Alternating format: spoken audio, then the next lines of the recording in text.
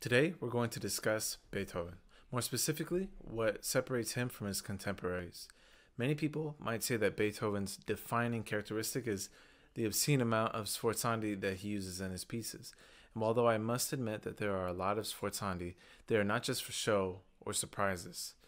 Many of his sforzandi and his other dynamic markings have uses outside of surprise or loud or quiet. And to dive deeper into this, we're going to be looking at the first movement of his Beethoven Sonata, Opus 10, number 3. Within the first 4 bars, Beethoven already writes something very peculiar. The piece starts on the pickup to the first beat. Now, what does this do? Well, it sort of shifts all the notes back one. And so a first-time listener will believe that the D is actually the first beat. And so when you go up the scale, by the third measure, on the last beat, the G, the audience will believe that is the downbeat of the fourth measure. And so when the performer plays the A on the sforzando, it is so abrupt and it leaves the audience wondering what's happening next. Moving forward, we have our first theme, a delicate line that begins and ends in D major. What's unsettling is the 2 beats of rest that come right after. The audience feels like it's in D major, but as we could see from the intro, we have no idea what he's going to do next. And sure enough, he has forte broken intervals in a higher register, but once again, it is on the pickup to the first beat. And this kind of shifts the listener once again back 1 beat. As we move along through the first measure of this new phrase, the left hand plays 2 A's in the second one with the sforzando, and it kind of brings us back to where the first beat is. It's almost like a shortened version of our intro. Next, we see the intro appear once again. However, the left and right hand are broken. And we start at a very quiet piano once again, but this time we crescendo. And as the piece rises and rises, Beethoven throws in an A sharp, signaling that B minor is coming up. And once we get to bar 21, the D, E, and F sharp all have fortissimos. Now, is Beethoven just being dramatic? Well, not really. Each fortissimo is a signal to the performer that each note needs emphasis, especially the octave F sharp with the fermata. Now that we're holding this fermata that lasts quite a while, the audience once again is asking, we've been all over the place. We've been up and down, quiet and loud. Where can we go from here? And then Beethoven brings the second theme down to this nice little piano, and it goes from being something that's very lyrical to something that's dark and mysterious. It is apparent that the right hand in this B minor second theme is the melody, or what should be in the foreground. But once we arrive at measure 30 and 31, well, the left hand introduces sort of a counter melody. And the way that Beethoven brings this out after having this really far background texture is by using this sforzando.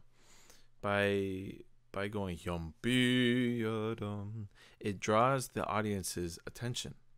And so now they'll be able to hear the melody that's in the right hand and the counter melody that's in the left hand.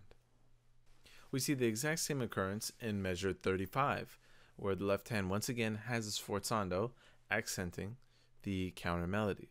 Now, the second function to this is also to bring the audience's attention to the fact that we are modulating. If you notice that both of these instances are the 5 chord to a new tonic that we are setting. And in this case, at measure 35, we are going to A major, which is what the rest of the exposition is going to be in. In the next upcoming measures, we see that the right and left hand trade off in melodic material. And over this, we have a crescendo. And you'll notice that in bar 43, there is a sforzando.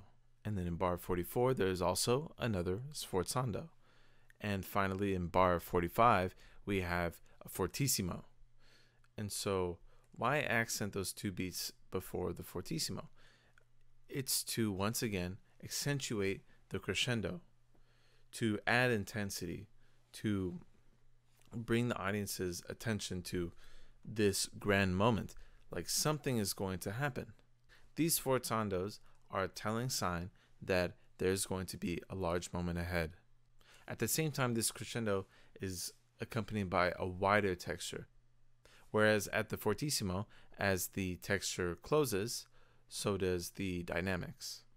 And we reach a low level where the two hands are actually nearly touching each other. And then once they expand again, we crescendo once again, until we reach a forte. And now you notice that I highlight the trill.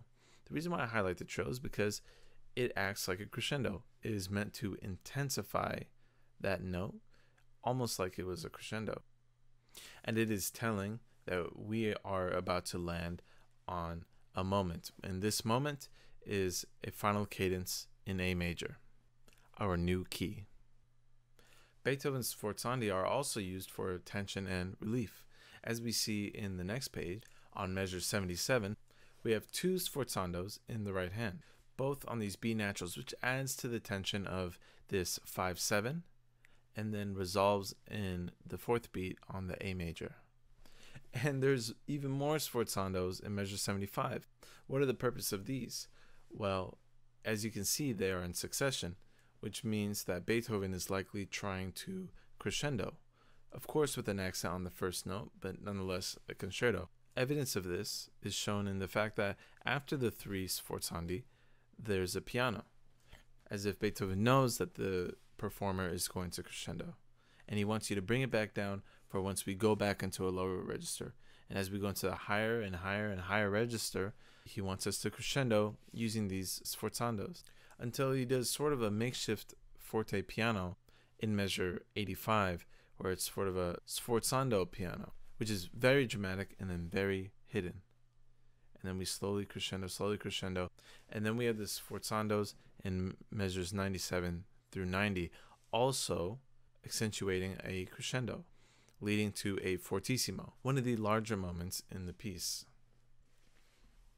In bar 93, Beethoven uses a forte piano, a very dramatic drop-off from the previous bar. He uses this to draw attention to this new theme that is once again based on the intro. Once it finishes its motive, it lands once again on a forte piano, because this time the left hand is going to echo what the right hand had just played, but this time we crescendo up to a fortissimo, signifying that there's going to be a huge climax. And as we see on the next page, there is. And then once again, Beethoven has a sudden drawback from fortissimo down to pianissimo. Our pianissimo phrase glides down gently from the middle register to a very low register. From here, we have a very common practice by Beethoven, which is a fragmentation.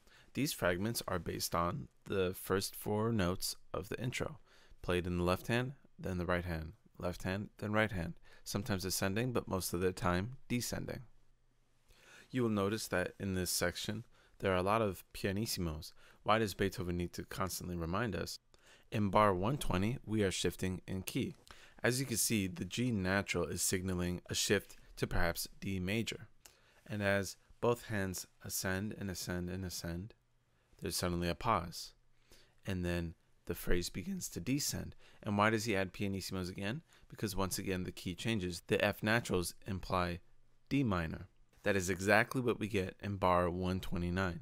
Starting on a piano, we have our intro again, yet in bar 130 and 131, we have F naturals. This restatement of the intro in D minor signals the beginning of the development. Now, here is something very strange. The development is missing a flat.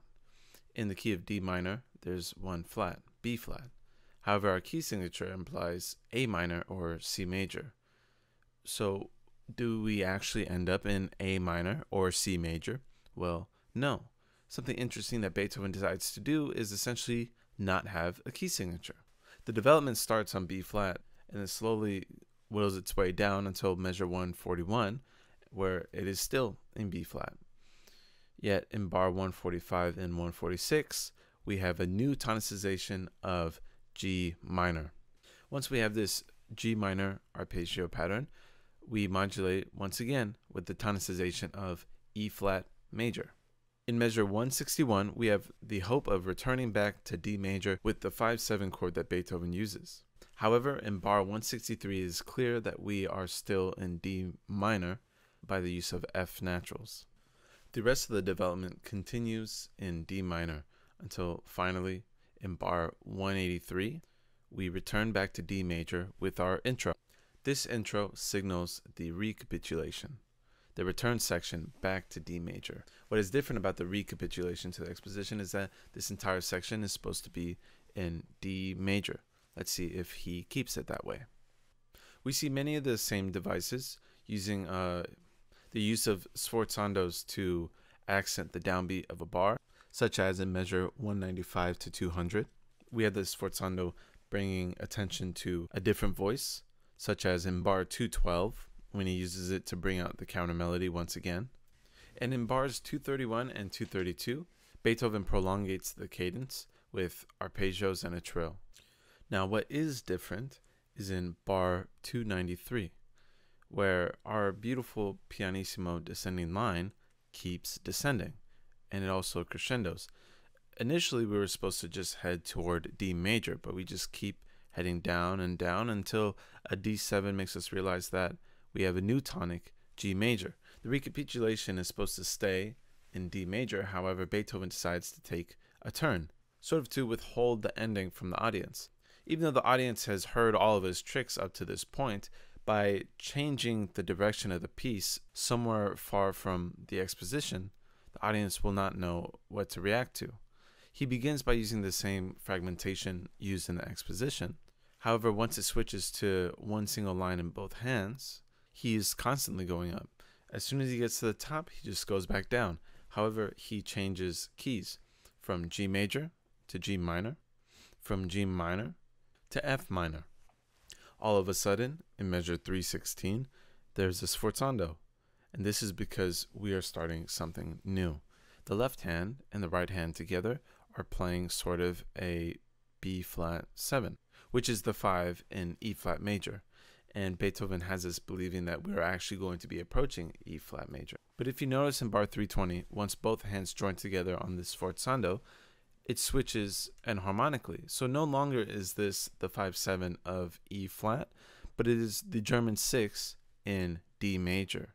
Beethoven then descends on the fragmentation of the intro, where the right hand is ascending and the left hand is descending. And by bar 323, they're doing the opposite, and they're heading down until in measure 325 and 326, we have an A7 that returns us back to D major.